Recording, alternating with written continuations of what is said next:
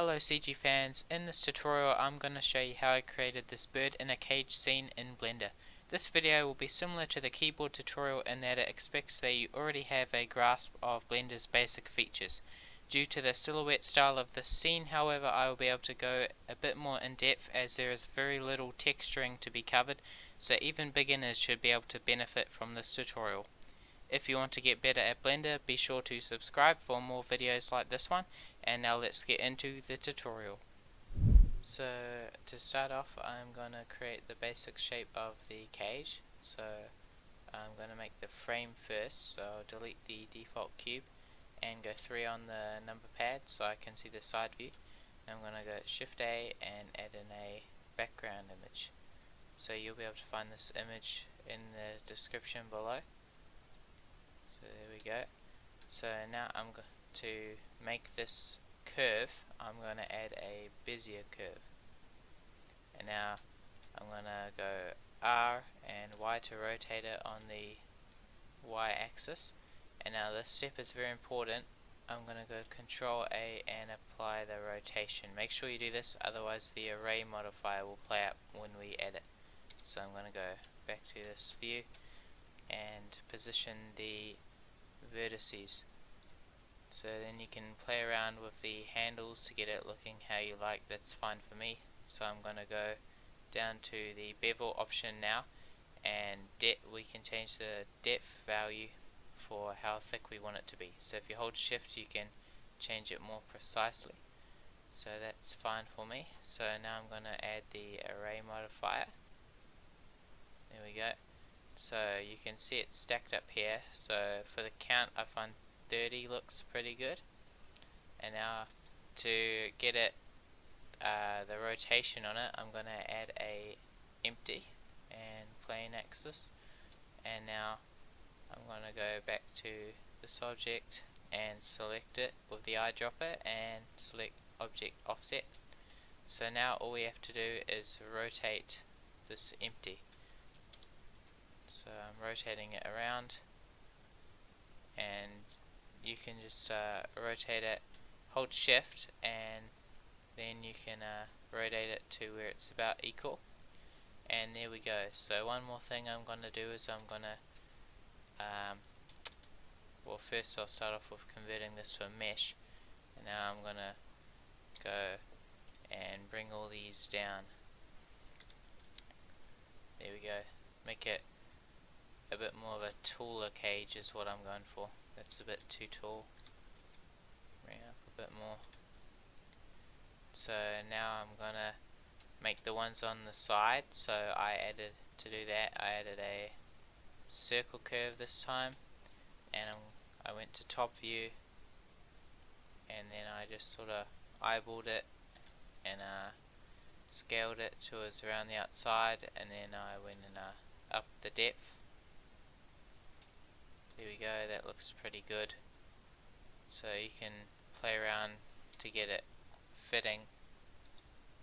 So I'm just eyeballing it here because you won't really be able to see if it's not aligned correctly on the render. And now you can just duplicate this a couple times.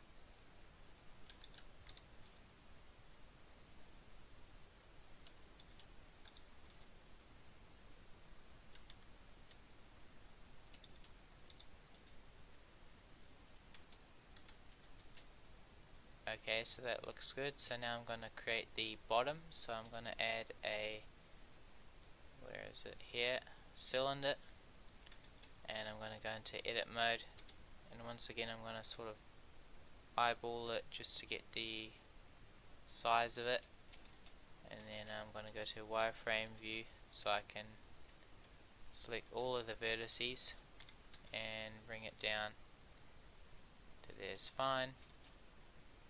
Now I'm going to bring this up, so just eyeball it to where you think it looks good, so that's alright for me.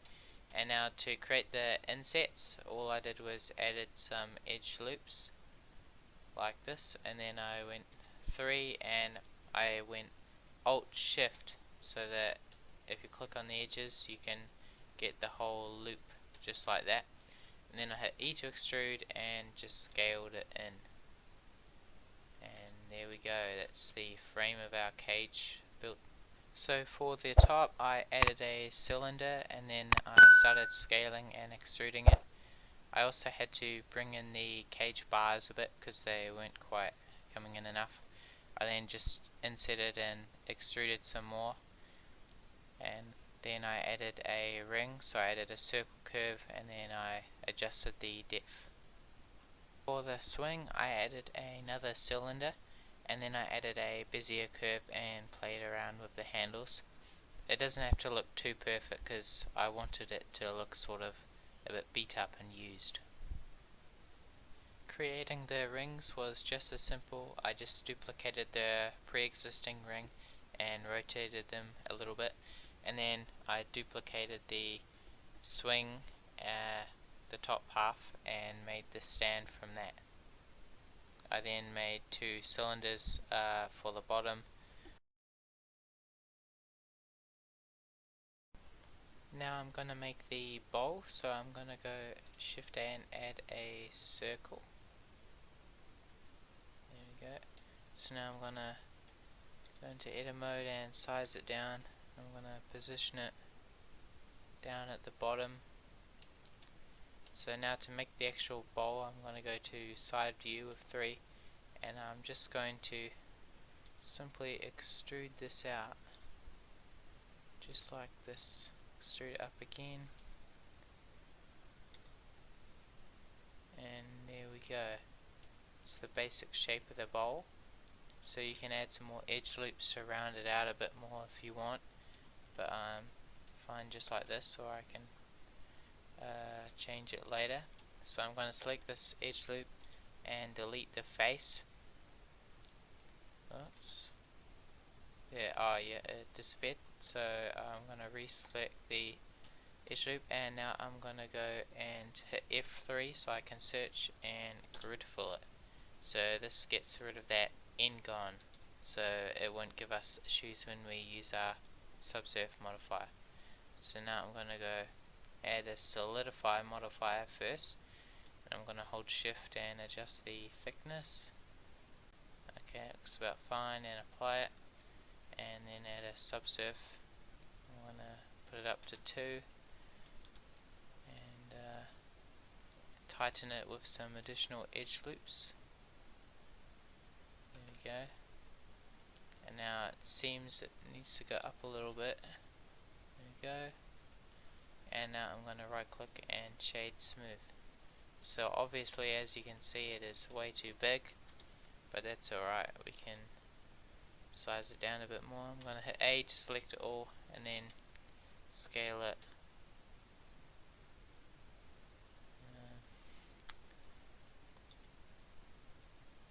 Scale it down. Okay, that looks about good. So now you can just put it wherever you want. I suggest you try and add some additional stuff if you're following along to make yours a bit different from mine. Make it a little bit unique. Okay, there we go. That looks pretty fine for our two bowls.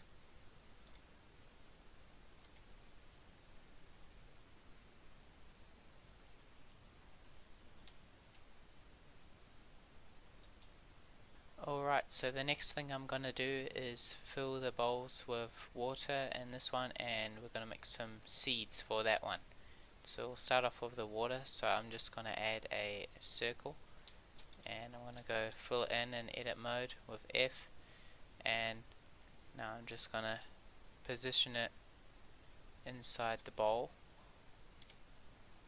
So it's a pretty straightforward process. You just scale it until you sort of have it right. It doesn't have to be perfect because the silhouette render will sort of hide if there's any if it's a little bit inaccurate.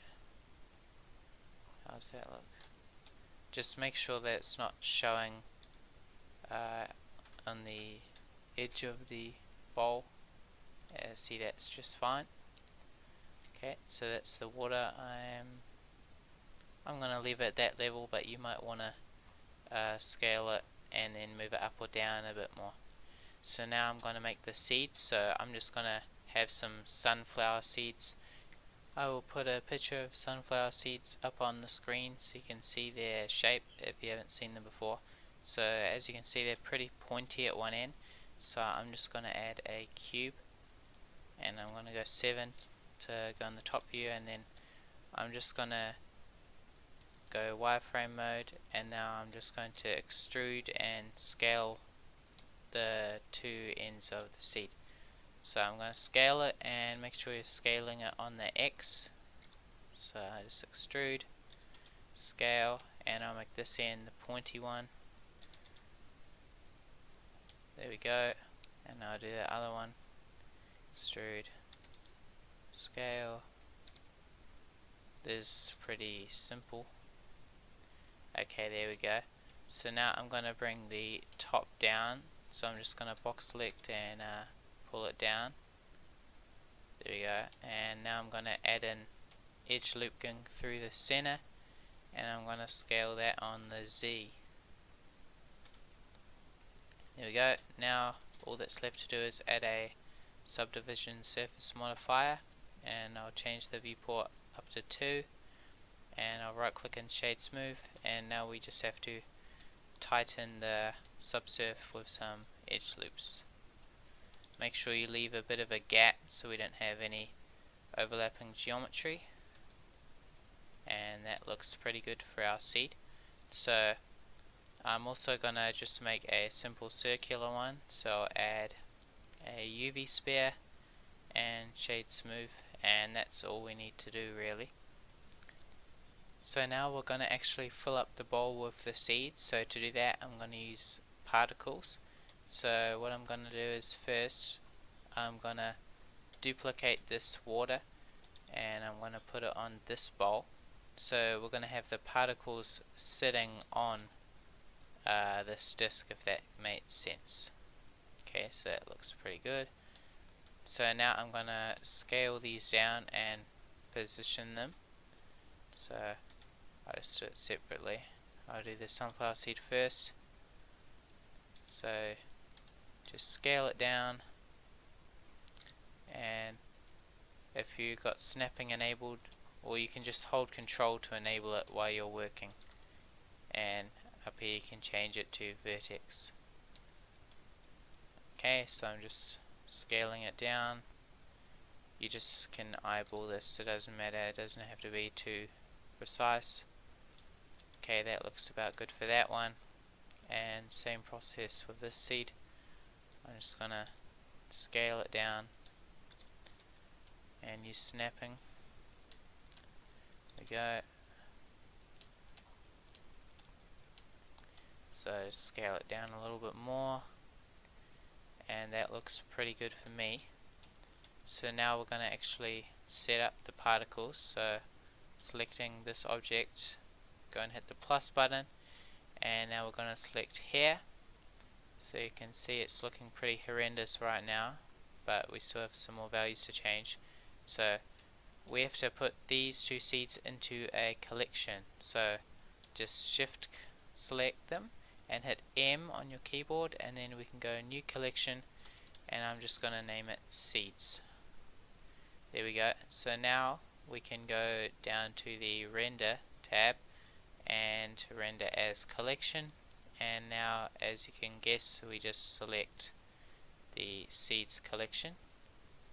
So as you can see, our particles are not actually sitting on our disk correctly. So to fix that, first I'm going to go down to source, and I'm going to enable modifier stack, so make sure that's enabled. And now the last thing we have to do is select the seeds and go set origin to geometry. So you can right click to access that menu, and as you can see, they're now sitting on there. So the next thing I'm going to do is I'm going to increase the scale. So go down to the render tab, I'm holding shift so I can scale it more accurately, and that looks good. So now I'm going to go to the source tab, and I'm going to change the distribution from jitter to random. So as you can see, it's a bit more random. And now to get the rotation, we're going to go to the and tick advanced. So that gives us the option to enable rotation. So first I'm going to change the orientation axis to global Z, and now I'm going to randomize it. There we go. So now I'm going to turn the count up to about 2000 is fine. And there we go, that looks pretty good. So it is coming out the side, so I'm just going to scale this in a little bit. There we go. And I might just increase the count a little bit more. There we go. And there you go. So I'm gonna just hide these, and there is the seeds in the bowl. Now the last thing that I'm gonna do for the cage before we start creating the key is I'm gonna make that loop that it hangs off. So to save some time, I'm gonna duplicate our rope for the swing, and I'm gonna rotate it on the y-axis 180 degrees, so you can just type that in your keyboard. Now I'm gonna pull it up, and I'm gonna rotate it on the z 90 degrees. So now I'm gonna scale it on the x. There we go. I'm gonna bring it up some more, and now I'm just gonna select these top vertices and pull them up. There we go, that's looking pretty good. So now it's time to start working on the key. So first I go into the side view with 3, and now I'm going to drag in another reference image. So Shift A and background. So once again you'll be able to find this image in the description, but I encourage you to use your own image. Alright, so now I'm just going to move this over a bit. So it was pretty simple. I just added a cylinder, and then I scaled it and positioned it on there. I scaled it some more, and then in wireframe mode I pulled the vertices up and down to match the length of the key. And now to make the actual part of the key that goes into the lock, I added another separate cube, and I dragged this down and once again sized it. So you don't have to make it exact, you just want it to be sort of similar so that it resembles a key. So here I'm just pulling the sides in here, just eyeballing it. There we go. Okay, so now I'm going to add some edge loops to this.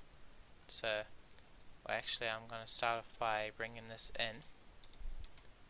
So I'll bring it into about there, and I'll add some edge loops here that we can extrude from.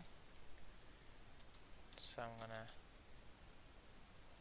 select those faces there and extrude it out. And now I'm going to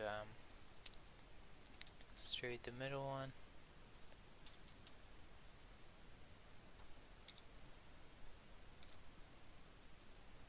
There we go. And now what am I going to do? I want 2 more coming out here. So I'm going to add an edge loop here, I think. I'm going to pull these faces along a bit. Okay, it's a bit better. So I'm just going to extrude this up. So you to extrude and hold in control to snap, and then I can hold the mouse over that vertex, and I'll do the same for the bottom. So now all that's left to do is extrude these 2. And there we go, so there's the basic of that bit. So to make the top part, all I did was just come over and duplicate one of these rings here. So Shift D is the shortcut for that, and then I just moved it over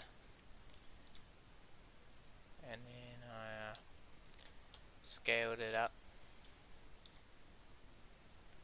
just like that, and then I increased the depth and I positioned it a bit more.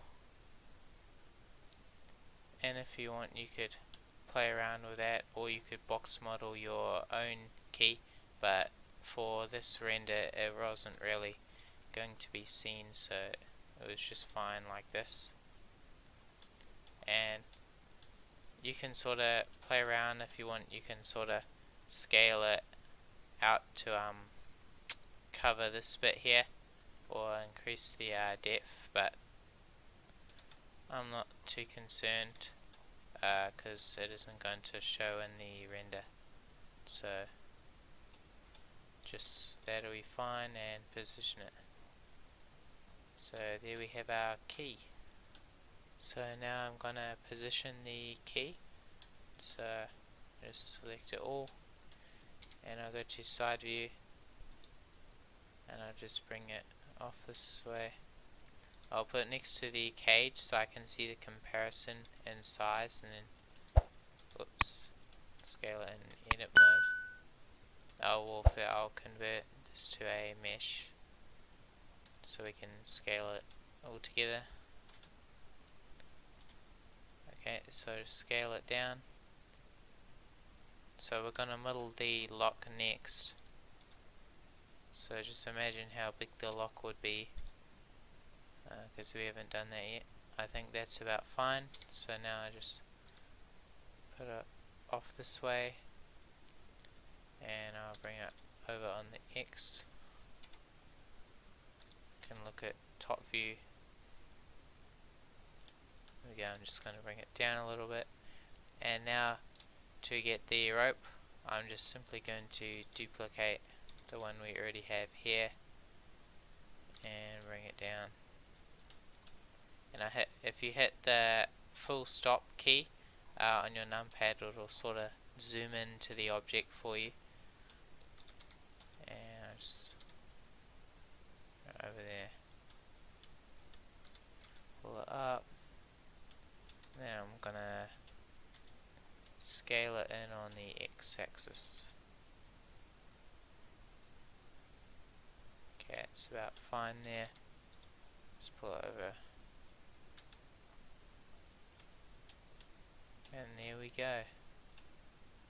I am just going to pull this up a bit more as well, like so, and there you have the key. Now every key has a lock, so that's the next thing I'm going to model. So I'm going to add a cube, and what I'm going to do is I'm going to position and scale it next to the cage so that I can get a good idea of how big it should sort of be in comparison to the cage. So I'm just getting a rough estimate, and I'll pull these vertices in. That looks pretty good. Okay, that's about right, and then I'll just shift it over a little bit. So to make the actual shape, I'm going to go into side view and add some edge loops. So now I can use wireframe mode to pull these vertices down to make a sort of curve shape at the bottom here. So as you can see, that looks like a curve. So now I can bevel these edges here. So I'm going to select them, holding shift, and then I'm going to go to side view, and Control B is the shortcut to do that, and you can scroll your mouse wheel to increase the amount of times it bevels it. So there we go. So I'm going to bring these vertices in a bit more. Okay, I think that looks pretty good. So the next thing I'm going to do is I'm going to inset this here. So I'm just going to, I held control there to select, finds the shortest path. So I'm going to inset with I about there and hit E to extrude it inwards. There we go. So you can already see the lock sort of forming. So what I'm going to do now is model the keyhole. So to do this I used a knife project. So if you never used it before, I'm going to show you how to do it. So I added first a circle and rotate it on the y-axis 90 degrees and scale it down a bit, and I've got to bring it forward.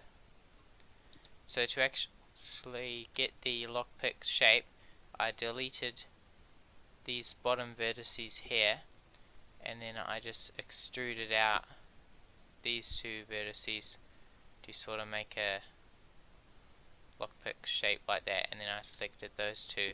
Oops. And so now I'm going to select the whole edge loop by clicking Shift Alt and then clicking a vertice. So now I'm just going to scale it down to the appropriate size and put it in the middle. So now to do the actual knife projection, it requires two separate objects, so I'm going to hit P and separate by selection. So now the lockpick is separate.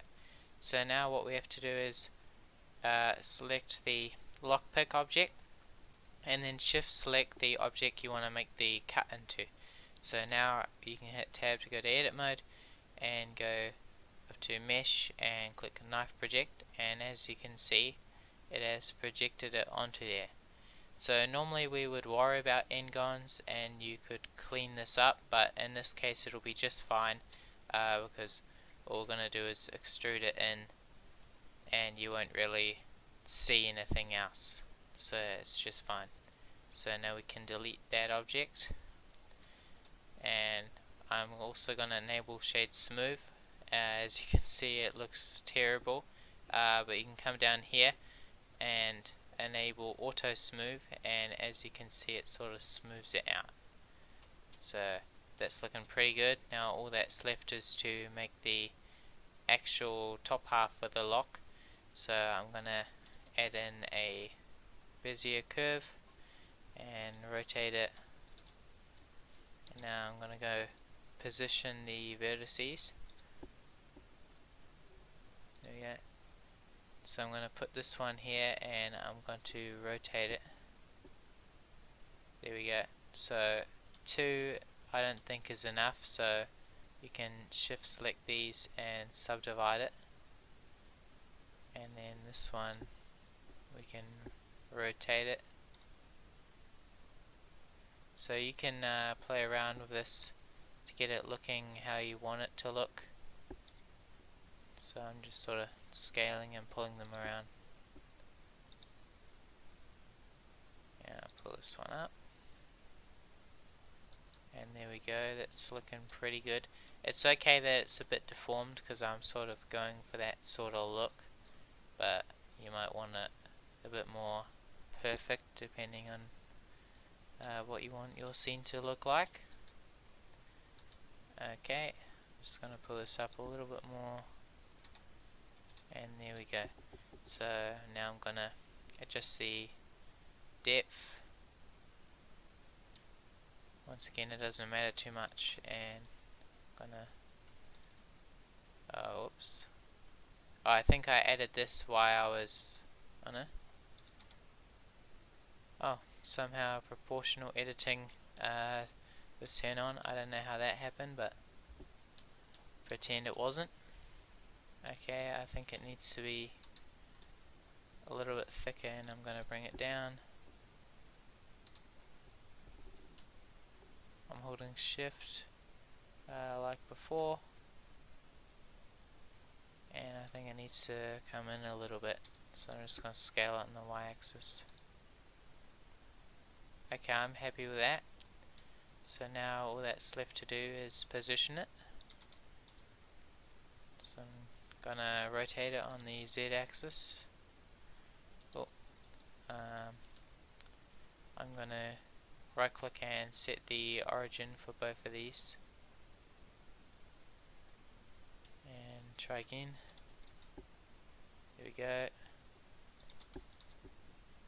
Move it over a bit and just put it down there,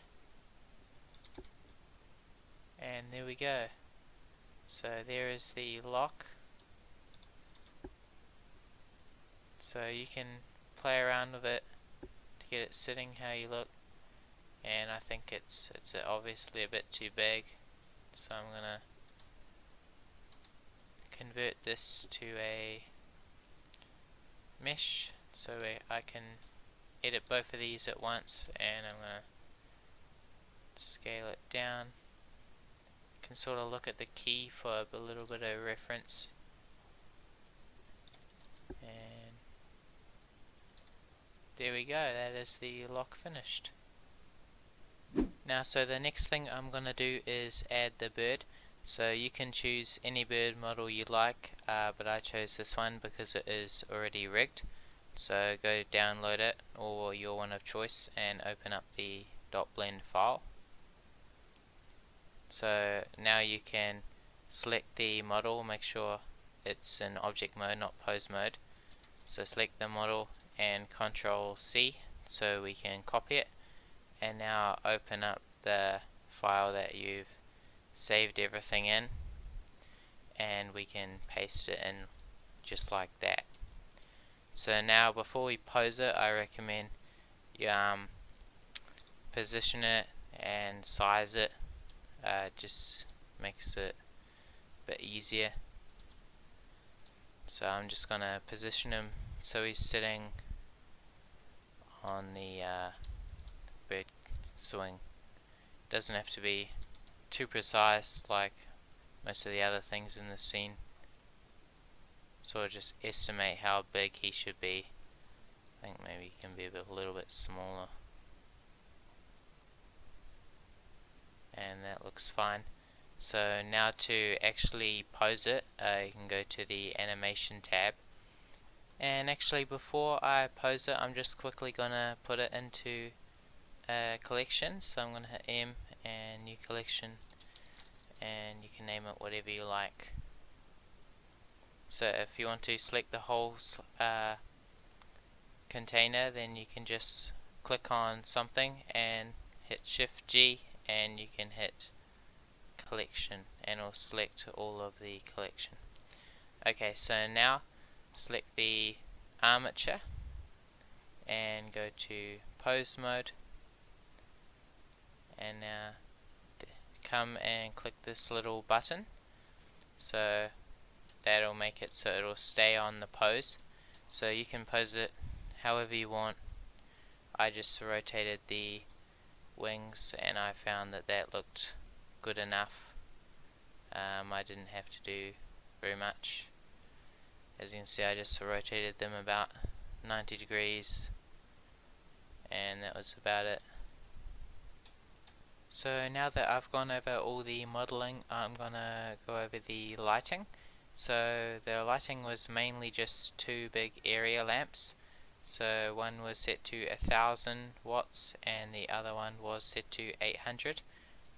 And I left both pure white color. You could change it if you like, but I thought it looked best as a white for this scene. And for the mist, I used volumetrics. So I just added a principled volume shader to get that sort of look and tweak some of the values a little bit. I changed it to a bit more of a grey and changed the density a little bit, as well as the anisotropy. The texturing was obviously also very simple. I just set up a simple gold shader here, just lowered the roughness and upped the metallic value, and then I reused that for the padlock, and then I just pretty much did the same thing except didn't change it to a gold color for the bars. I left the bird and pretty much everything else as is, except for the sort of water. I just upped the roughness because I didn't want to draw too much attention to the scene, but I wanted you to be able to know it's water. The final thing I had to do was set up my normal compositing setup. So this time I just use Intel's denoise node and a hue saturation value node, so you can just play around with those settings there. And then I set up a vignette, added some lens distortion, just a little bit, and then a multiply node, and a brightness and contrast node. In the color management tab, I set the look to very high contrast, and I nudged the exposure down I moved it up a little bit because I thought the scene was a bit dark, and I used filmic log for the sequencer. So that about wraps up today's tutorial. If you found this helpful, be sure to like and subscribe for more, and I will see you in the next video.